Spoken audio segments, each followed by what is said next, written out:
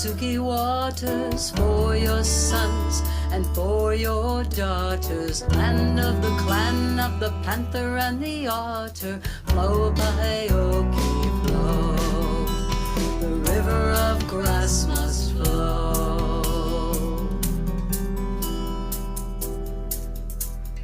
Bobby C. Billy taught us to listen. In the waters of the glades we were christened, so we formed this coalition. Flow Pahaoki, flow, the river of grass must flow.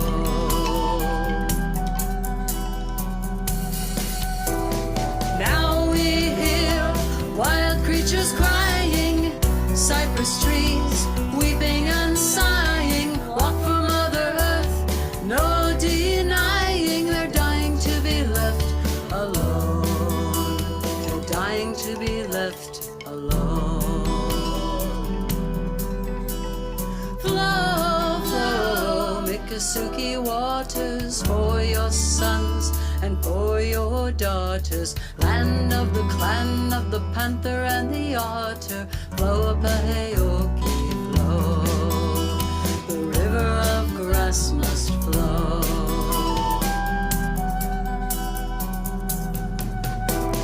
Now we hear wild creatures crying, cypress trees weeping and sighing, walk for Mother Earth, no denying they're dying to be left alone. They're dying to be left alone.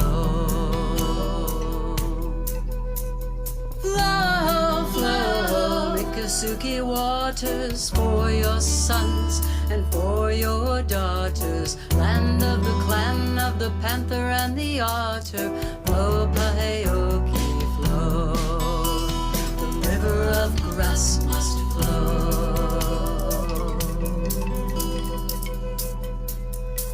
The river of grass must flow.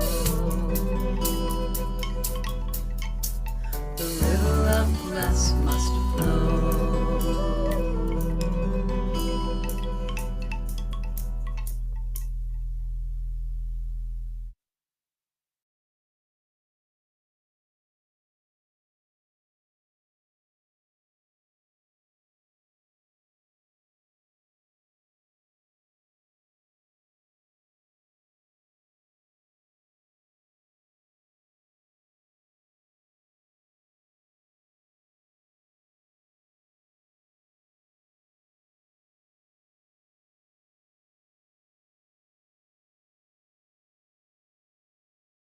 This morning, who's going to speak to us about really good things.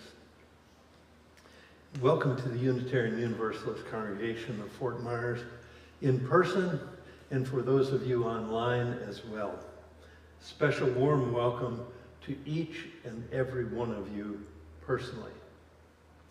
If this is your first visit with us, no matter who you are, whatever it is that led you to be with us this morning, or wherever you are on your spiritual journey, we hope your expectations of being in a loving, supporting, and welcoming community will be fulfilled many, many times over.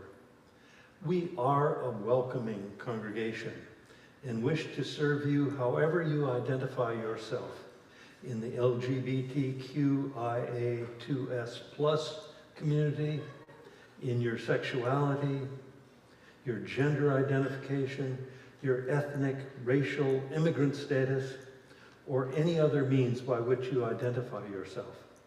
You are more than welcome here as we stand ready to support you in your spiritual quest.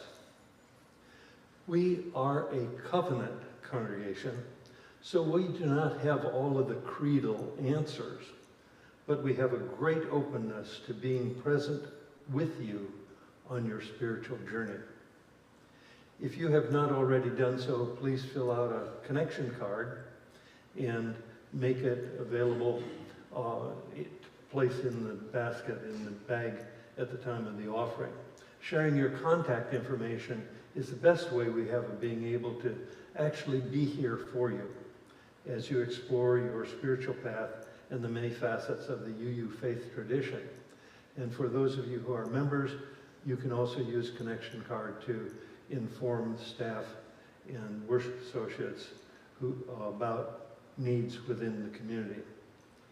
If you have been with us for a very long time, and some of you I see who are people who have been here, we hope that you will be inspired and recharged with enthusiasm as we work for the greater good of our national and international beloved community in process. My name is Gary Robbins, and I am honored to once again be your worship associate this morning, along with a host of others, seen and unseen, who make this service possible, including our powerful little choir who really belts it out there and really brings us such gorgeous sounds, who make this service possible, and including our powerful choir, as I say, but you might consider joining them if you have a voice, and talk to John. John Dalton is our music director, and he'd be happy to help you. And we want to thank the tech team as well for making this service possible for those of us here as well as those online. Just a couple housekeeping details during the service today. If you're on Zoom with us, please do not chat, but keep muted throughout the service. And for those of you who are with us in person, please keep your phones muted while you are here in the sanctuary. We are once again privileged to welcome to our service the Reverend Houston R. Cypress, a member of the Miccosukee tribe of Indians of Florida, a two-spirit, indigiqueer artist and environmentalist, founder of the nonprofit Love the Everglades movement, which seeks to unite diverse groups, including activists, artists, teachers, politicians, and community members, to address the environmental challenges facing the Everglades. The movement emphasizes the importance of community participation and aims to foster a collective effort to protect this vital ecosystem, which is, as you know, home to numerous endangered species. Houston was our key resource go-to person and vital participant when the Reset Center of Southwest Florida and Houston developed a 2-year program known as Being a Good Neighbor, which some of you participated in, a program funded by the UU Justice Florida organization. Houston has graciously offered to join us during coffee hour for an open discussion on a broad range of topics related to his work and aspects of life in the Miccosukee tribe. Please join us immediately following the service for coffee and that conversation with Houston. We wish to acknowledge the incredible history of the Calusa Indians on whose unceded land we now reside right here, as well as the presence of the Miccosukee and Seminole tribes and all of Creator's creatures from whom we have taken and occupied their land. As descendants of those who came to build a new life on this continent, we know we cannot right all the horrible othering wrongs of the past. We still have a lot of work to do to reimagine a brand new dream of our country that is built upon respect for all our relationships with the indigenous peoples of the world, as well as the UU principles that we profess in our covenant, and help make them manifest for all our citizens in all the work we engage in to create an environmentally sustainable, spiritually fulfilling, socially just human presence on this planet. Let us now join in continuing our transformational, heart-centered wisdom quest as we begin our morning service. Our call to worship. Welcome to our UUCFM Open Circle in the Woods. Like trees and other plants, we are present here to soak up all the nutrients possible for our own personal well-being and growth, but taking in only what we can use, sharing the balance. Taking in light that transforms those nutrients into significant strength, greater reach and flexibility, and the bearing of fruit. Like all the diverse flora of the woods, we, each one of us, have a magical, often unseen and unrecognized, mycelial network of communication with everyone with whom we have contact. The potential of our reach is enormous. May we be touched to embody our most awakened selves in all of our relations, every single one of them, as we work to build an enormous community of belonging. May it be so.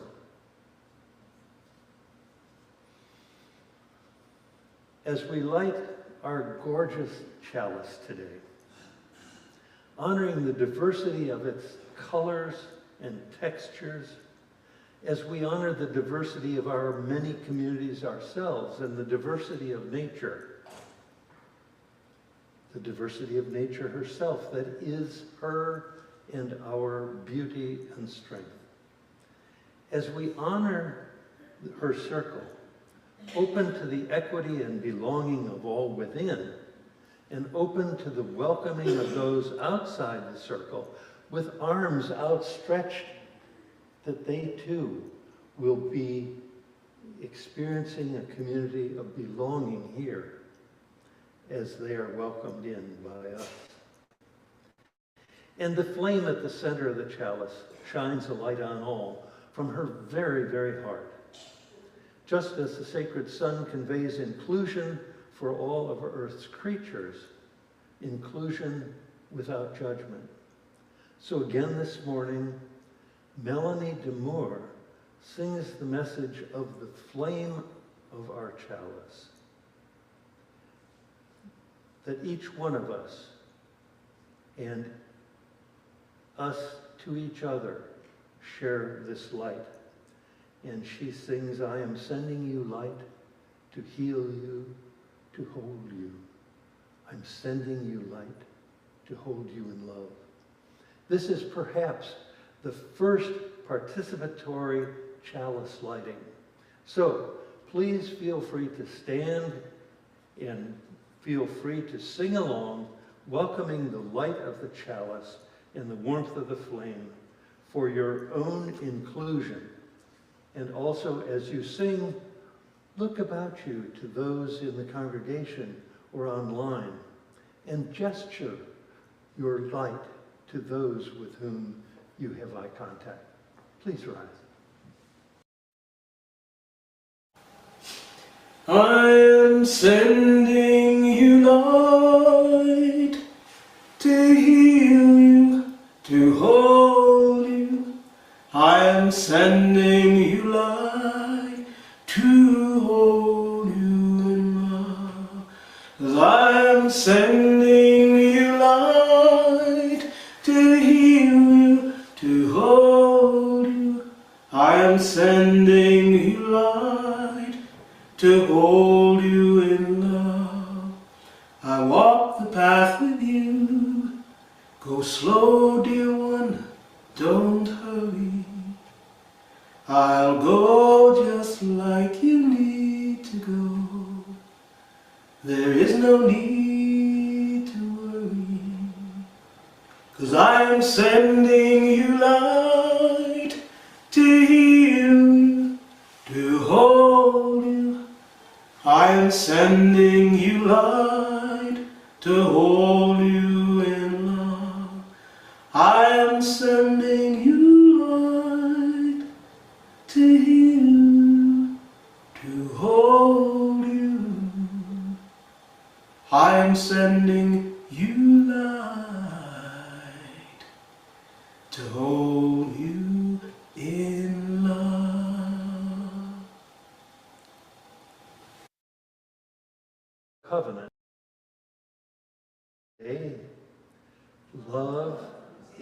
spirit of this congregation and service its law. This is our great covenant, to dwell together in peace, to seek the truth in love, and to help one another.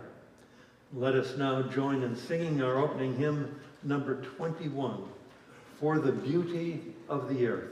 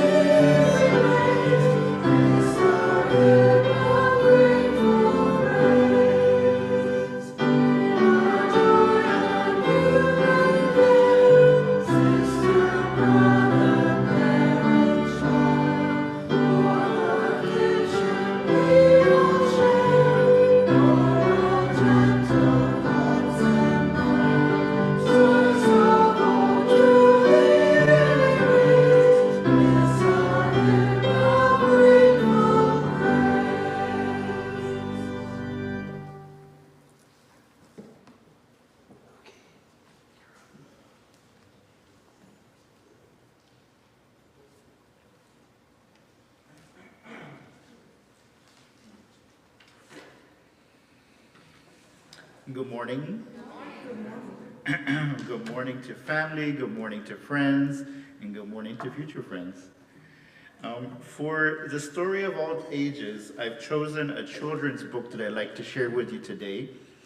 And this is a book that's entitled Phoenix Gets Greater, that was written by Marty Wilson Trudeau with Phoenix Wilson, and it's also been illustrated by Megan Kayak Monteith. And so this book is coming from the Anishinaabe culture, and it's about two-spirit people. And so it's a powerful story about the importance of family acceptance. I'm sorry I wasn't able to scan it ahead of time. That's why we're not going to be able to see it on screen for the folks on Zoom. But I'm also going to show you the pictures as we go along the way. Showing a little child there in the arm. When Phoenix was born, he was covered in very fine hair. His big brother called him Fuzzy, because he was fuzzy, like a bear. And Phoenix's mom and brother loved him very much. This is the family holding a smudge bowl and a feather over the baby. But Phoenix was sick, and his doctor said he would never be able to talk, ride a bike, or kick a ball. Phoenix's mom smudged him with the 4 medicines: sage, tobacco, cedar, and sweetgrass. She talked to the Creator every day while Phoenix was in the hospital. And we're looking at the baby dressed up as a little pumpkin with Halloween decorations. So slowly, Phoenix felt better. He came home just in time for Halloween and dressed up in a tiny pumpkin costume. Looks like everybody's playing, covered in blankets, in the living room with the little dolls scattered around the floor.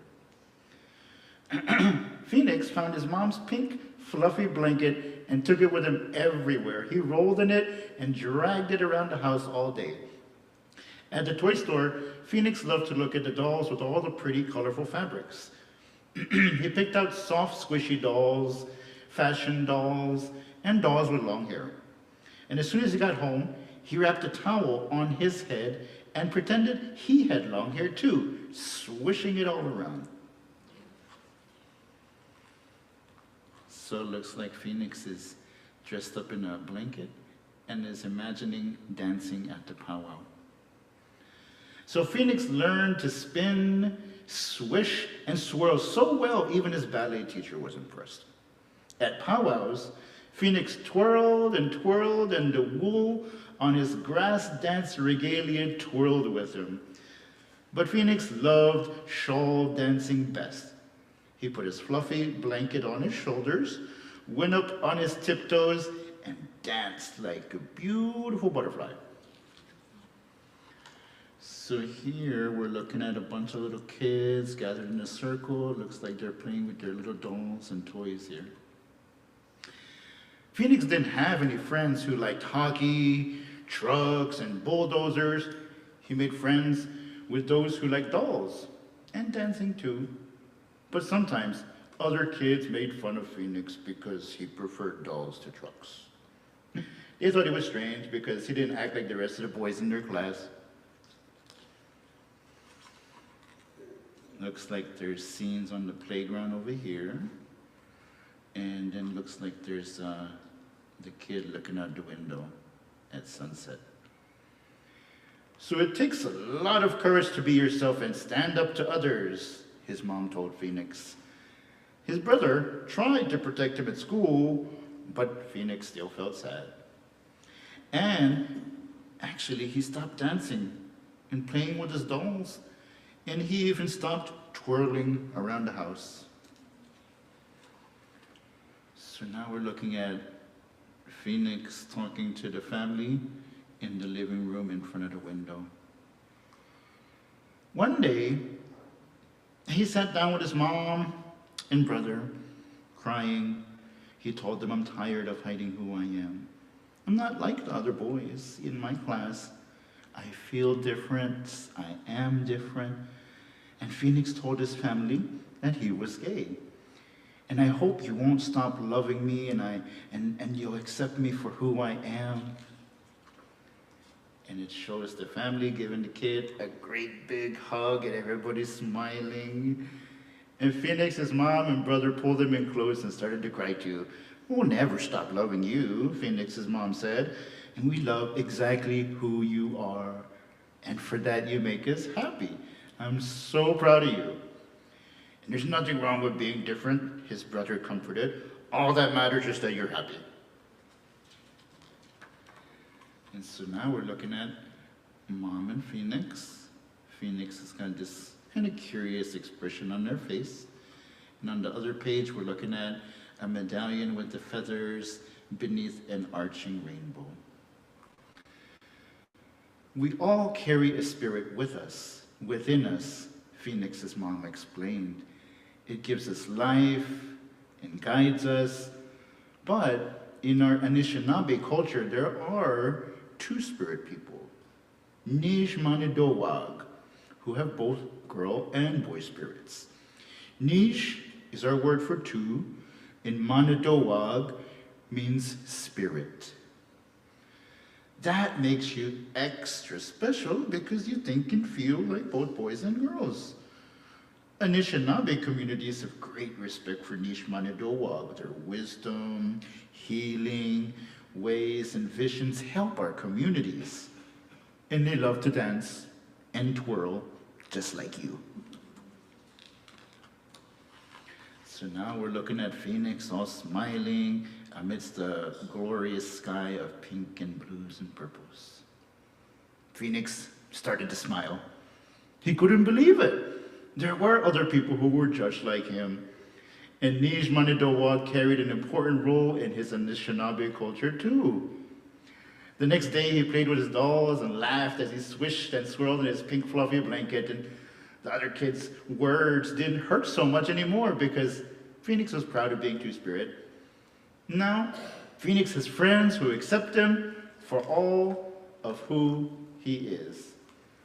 And in the final picture, we're seeing the family dancing shenanigans in the living room.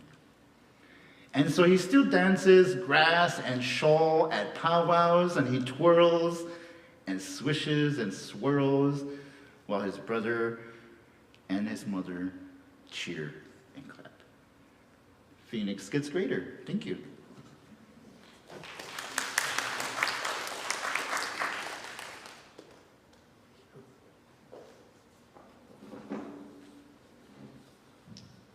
We are reversing the order of the service to include centering before we do stones of intention.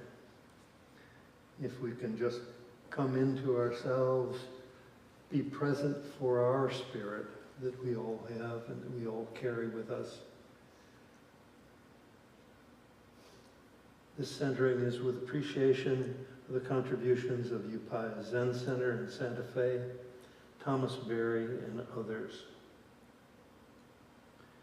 Creations are numberless. Religious and belief systems that create othering. Systems that devise competition over cooperation. Consumer product systems that destroy ecological systems. Systems that elevate humans above all of the rest of creation, and many, many, many more destructive, self-serving ways of thinking. These are creations by humans. They are numberless. Let us vow to free them to serve us. Delusions are inexhaustible. Our economic system is based on continual growth on a finite planet. Our population problems are just a problem of distribution. Government is responsible for cleaning up pollution created by corporations. Most sustainability issues will be solved by technology. Planning for the survivability of future generations is not our current problem, and many, many, many more destructive, self-serving ways of thinking are delusions that are inexhaustible, it seems. But let us vow to transform them in the service of all creation. Reality is boundless. The universe is a communion of subjects, not a collection of objects. We are learning that the universe is totally interconnected. We are related to everything. What we do to the earth, we do to ourselves. We help create the future by all things we do and think. The story of the earth is our story. Understanding reality and living in its presence is our only path to a positive, bountiful future for 7 generations and beyond. Reality is boundless.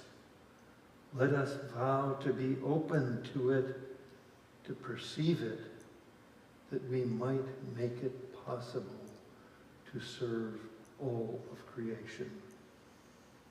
And the awakened way is unsurpassable. Our personal awakened way is unsurpassable, but it changes every day by how we are. If you want to make a real positive difference, you must be open to a change of spirit and consciousness. You, we change the world we live in and the people with whom we interact by willingly embodying our most awakened self. The awakened self, the awakened way, is unsurpassable. Let us vow to embody it in all our relations, every single one of them. May it be so.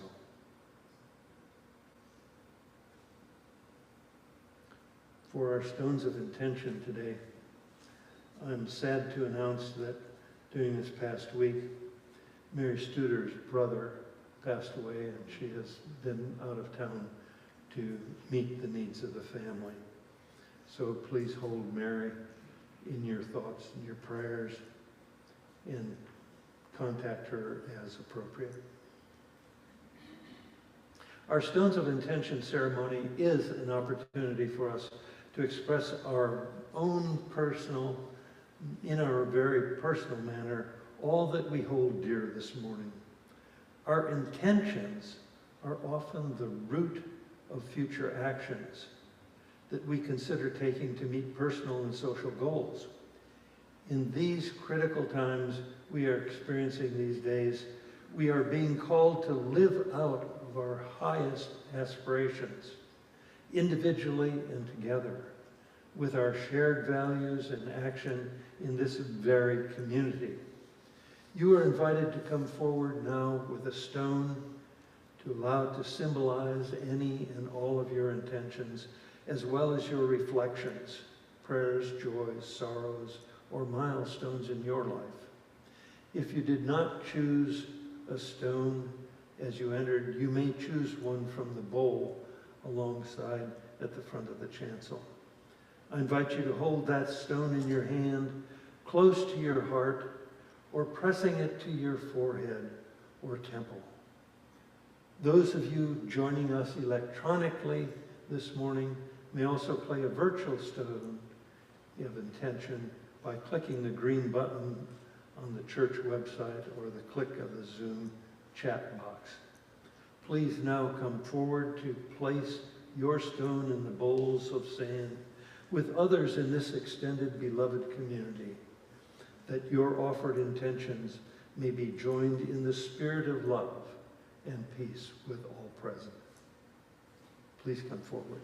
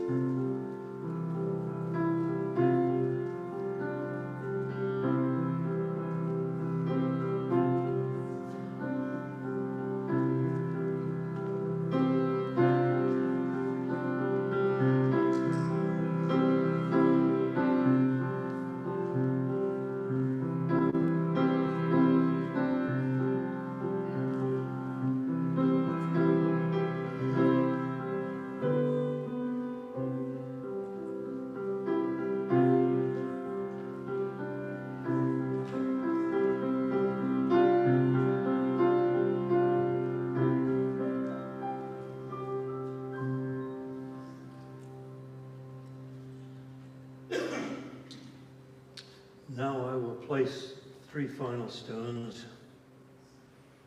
One for all of those who are suffering because of the incredible policies of this administration, whether they be part of the LGBTQ community or part of the immigrants, or whether they be employees let go with absolutely no notice illegally. Place this stone that they may find peace somehow, and that we might do whatever is possible to reverse what is happening in this country.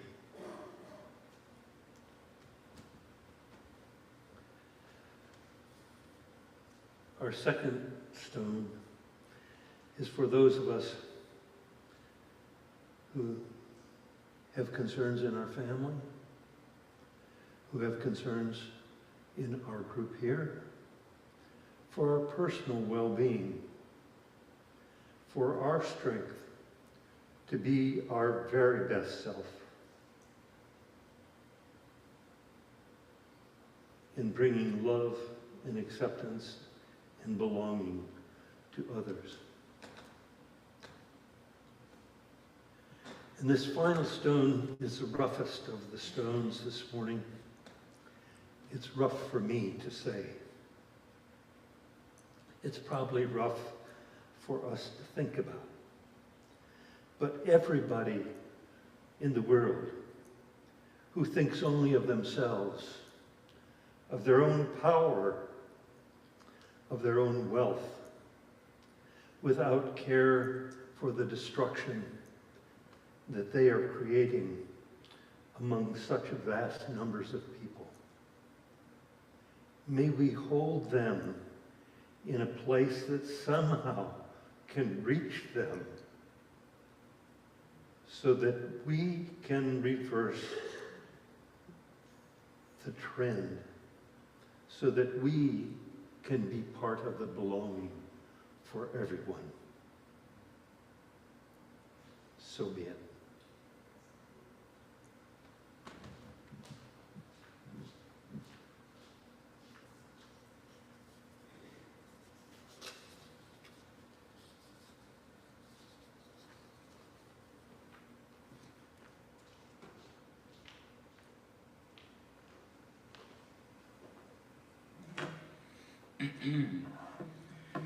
Friends and family and future friends, I just wanted to share some reflections on the power of arts.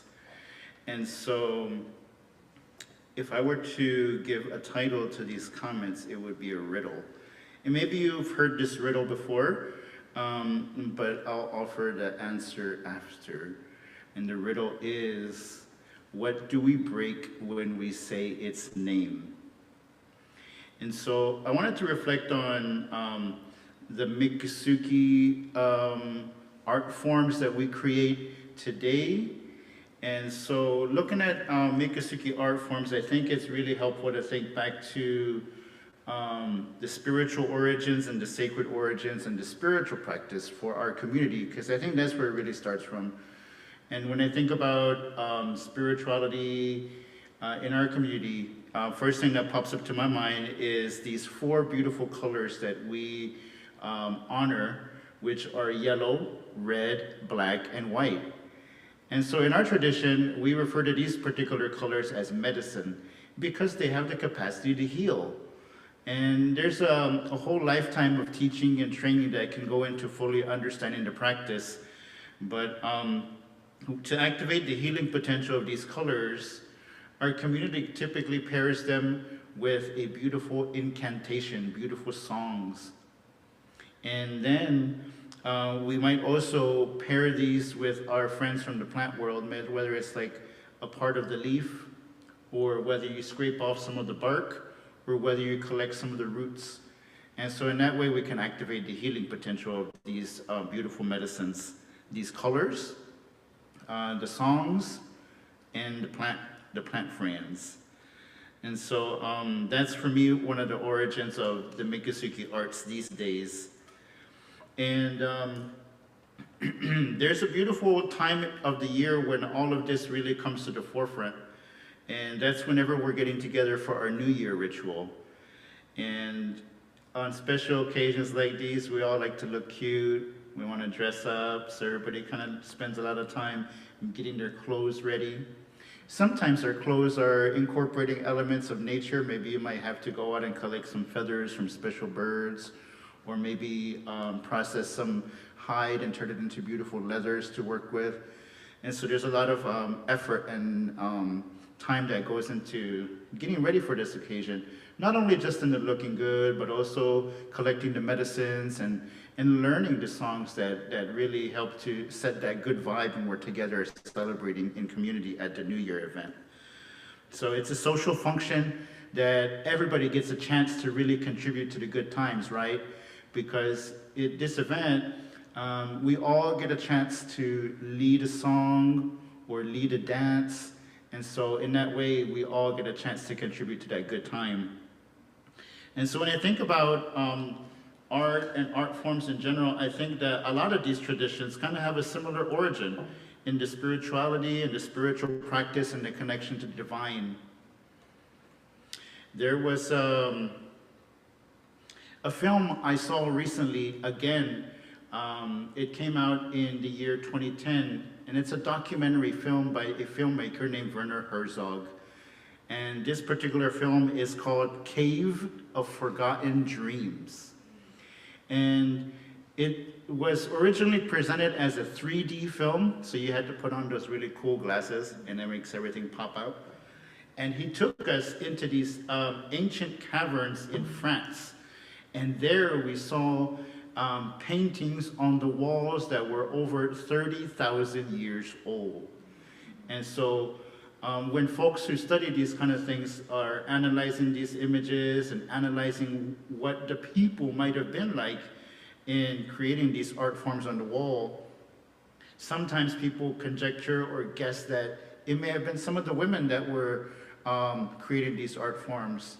And it may have also been in an altered or non-ordinary state of consciousness that these women or other artists were experiencing in creating these visions and putting them on the walls.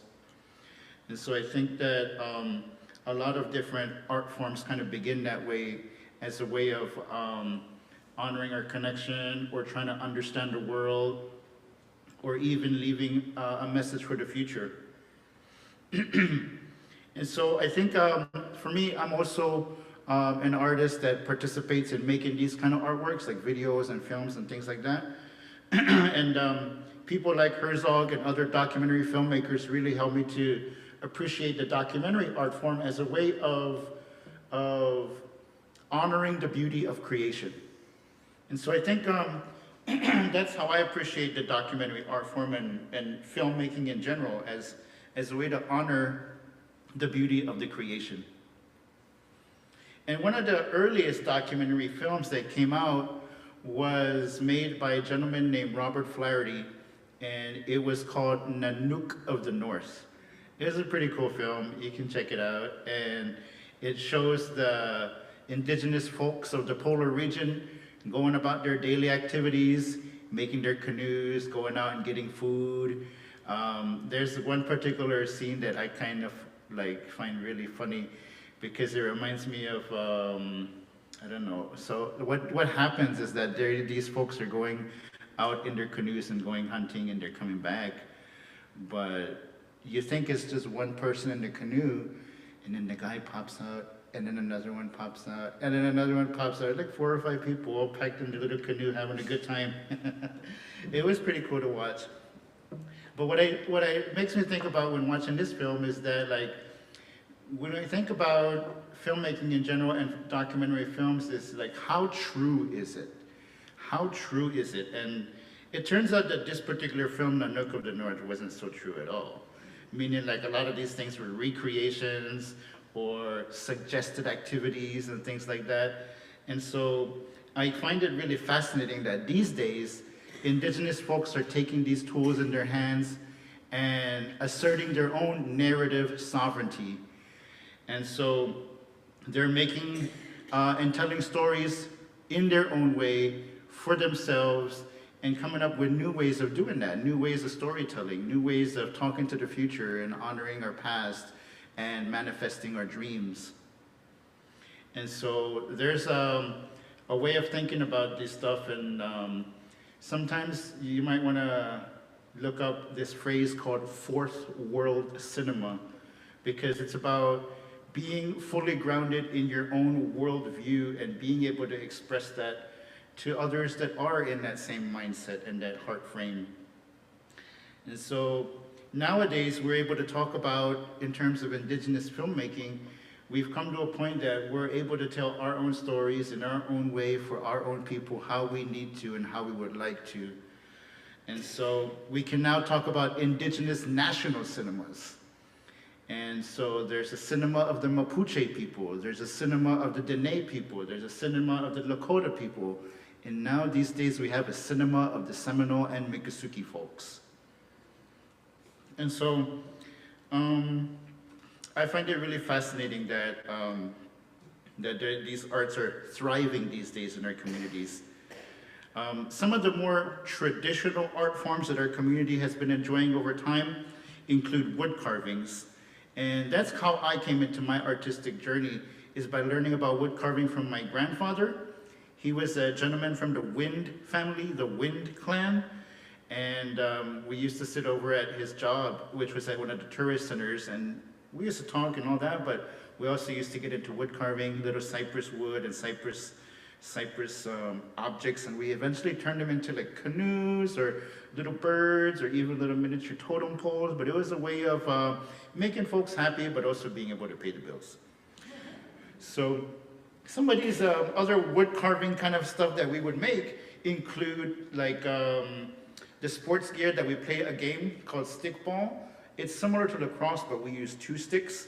But the lore and the teachings and the history around this particular game also leads into diplomacy and how communities can work or not together. And there's other type of wood carvings that we make, for example, like wooden spoons to stir the bowls, to stir the soups and things like that. And there's teachings that go along with that too, about partnership and what it means for a husband and what it means for a wife to come together and to honor each other in partnership. Other kind of wood objects that we make are the kind of houses that we live in today. If you ever come to the community, you might see us hanging out in our chikis, which are the thatched roof huts that are without any walls. And when we're building those kind of objects, it really teaches us about initiations and rites of passage, because there's particular moments in time when we use particular forms at right times of our lives. And so we talk about all of these different things when we're working with these different woods. There's also beautiful baskets that the people are making. And when we're making these baskets, we also have to collect these materials and the sources right from nature. And when you're out there in the woods, you want to be able to express that with respect to the circle of life. And so it comes with a sense of protocol, right? You either bring the best of yourself to these places, whether it's a song or a prayer, or state your intentions, ask for permission, that sort of thing. And so sometimes these materials aren't also available all the time too, so you have to know when to go collect these things, so it really ties you into the rhythms of nature. And what are we using these baskets for, right? Some of these have specific functions and uses. One of the cool sets of baskets that the community works with are for sifting corn. And so that is a whole way of life that's associated. Now, it's not just gardening, it's not just food, it's ceremony, it's lore, it's mythology, and it's also about what we leave for future generations. So when the folks are making these baskets, there's a couple different types of baskets that we make that are wide, and then medium, and then really thin, so that eventually you get to like a corn flour consistency. You start out with the thick corn, but then you grind it down to something like corn flour or even like grits. So baskets. But I think for me, one of the first arts that I really became aware of was singing and storytelling, right? And I am really honored that I can still remember the first songs that my mom used to sing to me when I was a baby. But I think it's also a good moment to honor some other folks and friends that have kind of influenced our community's trajectory in the past when it comes to these arts and crafts. And so it brings me to a woman named Harriet Bedell, who was a missionary from the Episcopal tradition that set up the Everglades Mission around Everglades City in the early 1900s. And she came down and wanted to help folks. And one of the ways that she helped folks was really like helping the community with a sense of quality control when it comes to making these seminal palmetto fiber dolls. I'm a movie buff, so if you've ever watched a movie called A Wrinkle in Time from 2018, one of the opening scenes shows a seminal doll in the movie. So you should check it out. But yeah, much respect to Harriet Bedell for coming down and helping out the community in that special time. And just as a side note, this woman was canonized in the Episcopal tradition some time ago, and so we refer to her as Saint Harriet Bedell. So I'm really happy that the arts are thriving these days and that the community is getting involved in new art forms. And some of these art forms that really excite me are the kind of art forms that are a group project, the kind of art that brings people together. And so I wanted to give a special shout out to filmmakers and visual artists like Montana Cypress from the Miccosukee community, as well as William Osceola. There's some films of Montana Cypresses that you can watch online, but one of the films that I really like is one called Red Orchid. And it's inspired by the plant knowledge and the healing traditions around that, and how that helps us to overcome a lot of things in our life. I don't want to give too much away so you can enjoy it. And there's also another one that he made online that's available called Tough Skin. And I like that one because it's about alligator wrestling. But in some of these interviews that he shows, it really helps us to understand like how we respect our friends in the natural world. And folks that may or may not be familiar with alligators may have a little bit of like nervousness being around them, but hearing from the elders in that documentary film, it's about respect, right? So the elders folks call these alligators like titles like uncle or great uncle. It's a sign of respect. There's also a woman in the community by the name of Kayla Willie who started a project a number of years ago, a nonprofit called Voices of the River of Grass. And she's been specializing in helping people step outside of their comfort zone, helping folks take a journey. And she does this by having her art exhibits on the tree islands in the Everglades. You have to hop on an airboat. You might have to deal with some mosquitoes, but it's worth it. It's worth it to go out there and see the visions, the inspirations, and the messages that are conveyed through these art forms. So next time you hear of an art exhibit by my friend, please come over there and check us out and come visit the community. But I think that these are the kind of projects that inspire me and the kind of art forms that I think are really inspiring the communities these days. And the textiles and the fabric and the clothing that we wear has changed and evolved over time. But it's a really beautiful testament to survival and the stories that our ancestors gave us that really inspire us and help us to continue to move forward these days. And so we're going to be offering a number of events and opportunities where you can participate and maybe even collaborate with us on some of these projects, because I think that we can all come together and inspire folks with these art forms. And so there's a gentleman that I met some time ago, a curator of African art, Mr. Babakar Embo, and he was taking me through a textile or fabric art exhibit, and he told me that art is what makes us human. And so I hope that we can do that together.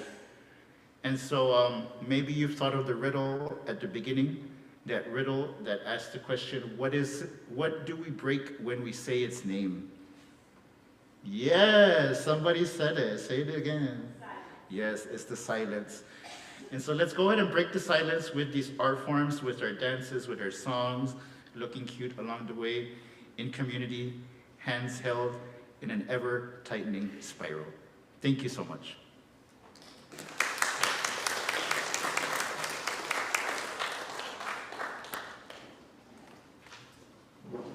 Thank you so much, Houston.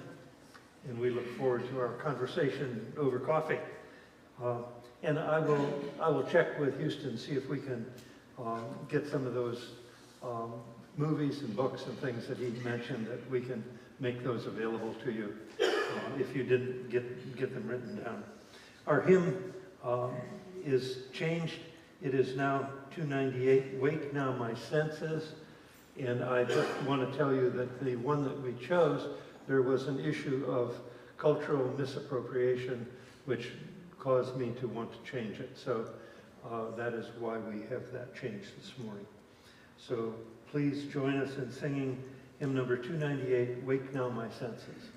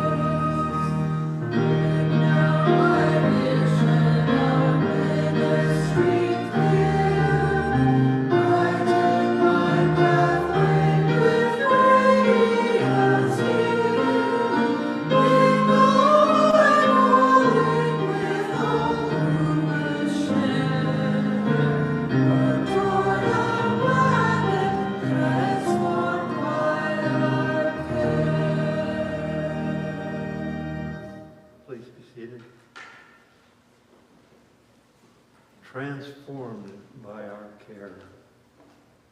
How beautiful. Our time and talents are tremendous assets we employ to support the values we espouse. Without contributing them for the well-being of ourselves and others, we might ask, what do we stand for? But in the society we have devised and live in today, it is also legitimate to ask how we support worthy causes with our treasure. What do we contribute in financial support of the many competing priorities? Here at UUCFM, we value the contributions that we all make toward the financial needs of this congregation, and we value the good that we support together.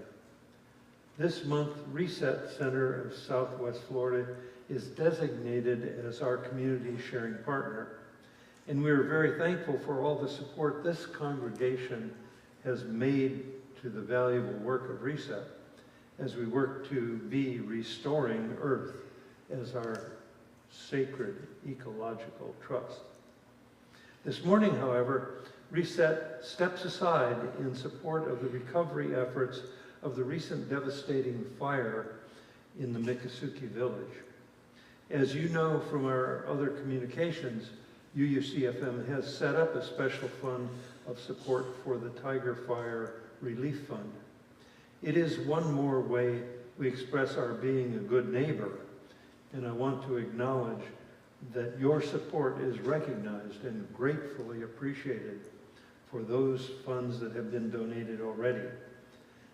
I want to ask Reverend Houston to share with us firsthand the account of the issues around the fire and recovery efforts and how our funding may be of help.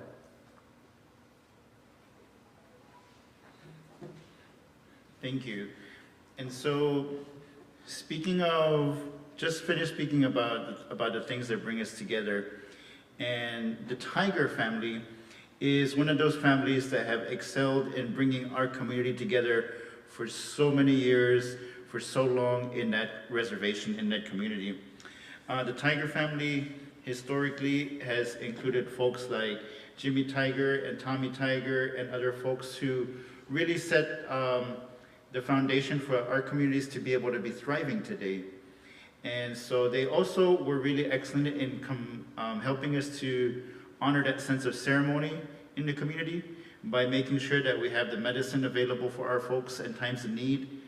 And they still continue to bring us together every year at special holidays and special events in their village. And so it's about community, right? What brings us together, what sustains us. And sometimes, these things are devastating, but it also is an opportunity for us to really show up for the people. So this family lost everything in terms of material possessions, but in terms of spiritual community, we're still there to show up and help them in their time of need. So again, it's just a little bit to say that this is a family that has brought the community together for so many years. And that fire was also very scary because it came very close to the Miccosukee Indian Village, which is our tourist and visitor center. And so we were worried that it was going to touch the museum and also bring harm to the alligators. But fortunately, those were safe.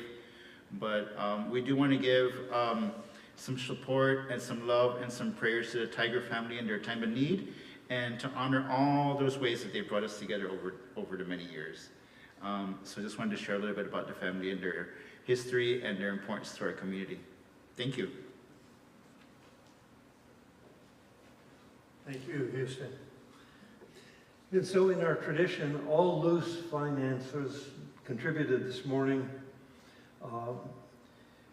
are going directly to the Tiger Fire Relief Fund. Please be very generous in our show of support for Houston's community. If you'd like your offering to support UUCFM and all we do, please designate that on the envelope found at the end of the pews where you can put your money. And on Zoom, click the link in the chat box and designate UUCFM and or our community sharing partner. Just say FIRE. And if you are a guest, please place your connection card in the bag. The morning offering will now be generously given and gratefully received.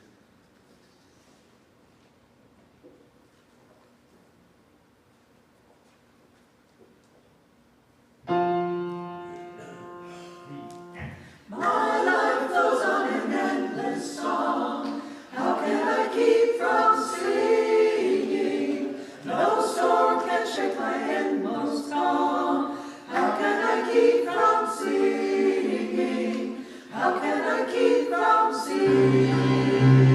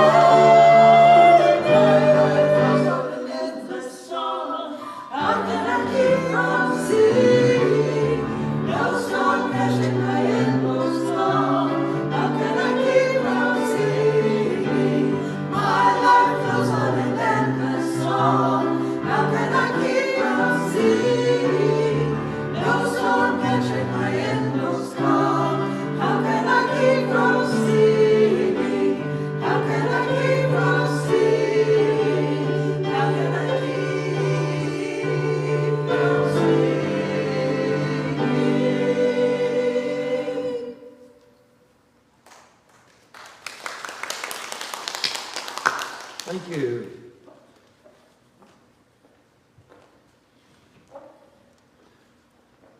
Please stand. By the work of our hands and the work of our hearts, our love is made real. May we be grateful for all that is given and grateful for all that is shared.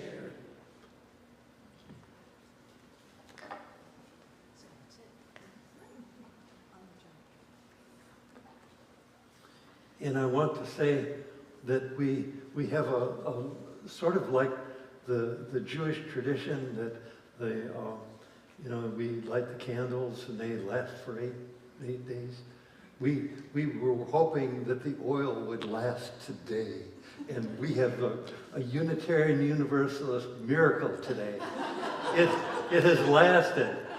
And so when I came, I checked, and we had only about so much oil, and I wasn't sure that it would last. But let us say together that we extinguish this flame, but not the light of truth, the warmth of community, or the fire of commitment.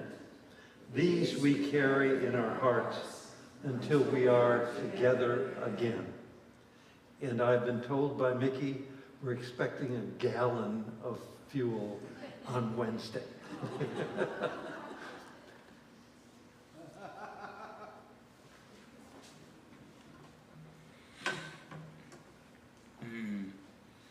Thank you again, friends, future friends, and family. Earlier I was talking about the power of art to bring us together, and I think arts can also create the conditions for change. And there's been some folks throughout time and space who have been able to effect great change in the world, who have been able to do that by following a couple of simple vows. And so this is the great Bodhisattva vow. Beings are numberless, and I vow to save them. Delusions are inexhaustible, I vow to end them. Dharma gates are boundless, I vow to enter them. The Buddha way is unsurpassable, I vow to be it. It's worth giving it a try. Thank you, friends and family.